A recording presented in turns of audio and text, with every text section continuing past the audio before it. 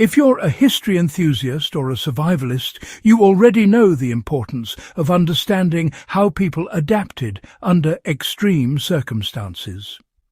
Today, we're diving deep into the world of ingenuity during World War II, with the 7 forgotten WWII water filters that worked without cartridges. Before we start, make sure you subscribe to the Legacy of Survival channel. This content is the kind you'll want to come back to over and over. These aren't just historical curiosities. These devices are a window into human ingenuity and lessons we can apply today, especially if you ever find yourself in a survival scenario. During World War II, soldiers and civilians alike faced the daily challenge of finding clean water in war zones, often miles from safe sources. With supply chains stretched thin and the need for mobility paramount, conventional filters with cartridges were impractical. Instead, resourceful engineers designed water filtration systems that worked without cartridges, relying instead on natural materials, clever engineering, and a deep understanding of chemistry and physics. The solutions they developed were not only effective but remarkably simple, and some of these principles can still be applied in modern survival situations. The first filter we'll examine was the sand and charcoal layer filter used by both soldiers in the Pacific and resistance fighters across Europe. Layers of sand, gravel and activated charcoal could remove sediment and many bacteria from water. The key was layering correctly.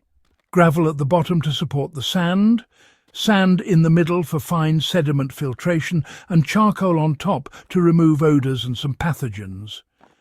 Modern survivalists can replicate this by cutting a bottle in half, layering charcoal crushed from firewood, clean sand and small stones, then slowly pouring water through it.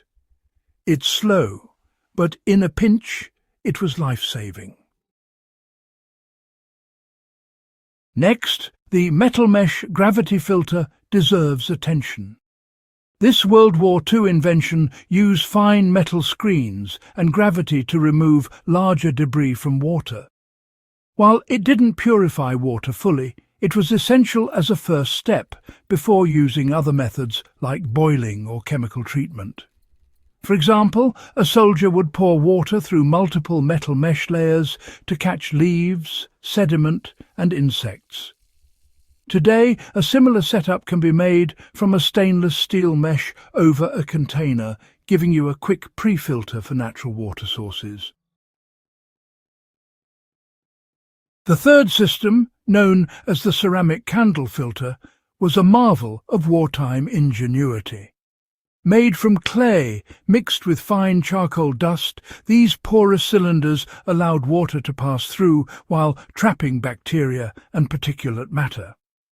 Their design was simple but effective, and they could be cleaned and reused indefinitely, no replacement cartridges needed.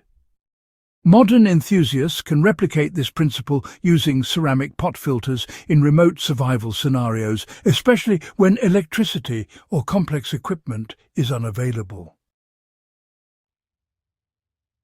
One particularly fascinating design was the kombucha or biofilter adaptation used by partisans in Eastern Europe. These improvised filters used layers of organic material like moss, sand and charcoal in combination with naturally occurring microbes to reduce harmful bacteria.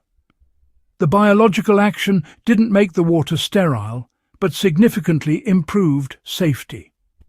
For a practical application today, understanding the role of biofilms and natural filtration can inspire emergency setups when conventional filters are unavailable. Another overlooked World War II solution was the solar pasteurization funnel. Soldiers would pour contaminated water into black-painted metal funnels and leave them in the sun, using solar heat to kill pathogens. While technically not a filter in the conventional sense, it worked because it eliminated biological contaminants without any cartridge or chemical. Modern survivalists can replicate this easily by using dark-colored containers and a few hours of direct sunlight to reduce microbial load in water, making it safer to drink after basic pre-filtration. The portable cloth and sandsock filter was popular among troops moving quickly through jungle and urban environments. It was essentially a cloth bag filled with sand, which could be dipped into streams or puddles. Gravity slowly drew water through the sand, while trapping sediment and debris. Its portability made it invaluable for soldiers constantly on the move. Today, you can apply this concept using a small cotton or canvas bag filled with sand, gravel or charcoal, perfect for backpacking or emergency kits where every ounce counts. Finally, the improvised metal and ash filter deserves recognition. Soldiers in remote locations sometimes created filters by layering ashes and sand inside metal tins, using gravity to remove sediment and some pathogens. Ash has antibacterial properties, and when combined with sand, it acted as a crude but effective purifier. This technique can be adapted in survival scenarios by collecting hardwood ashes, combining them with sand, and using a sturdy container to filter water before boiling or chemically treating it. These 7 systems remind us that necessity truly drives invention. World War II engineers, soldiers and civilians devised solutions that were both practical and adaptable, often with materials scavenged from their environment. The lessons here are clear. Understanding basic filtration principles, sediment removal, bacterial reduction and chemical absorption can allow anyone to survive in challenging conditions without relying on modern cartridges or chemical tablets.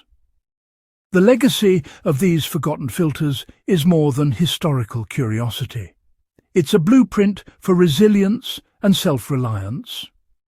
Modern survivalists can replicate these techniques with household or natural materials, giving them a historically grounded practical edge.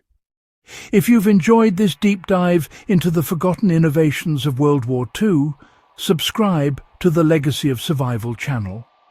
Share this video with fellow history buffs, survival enthusiasts, and anyone who appreciates real-world, actionable knowledge from the past.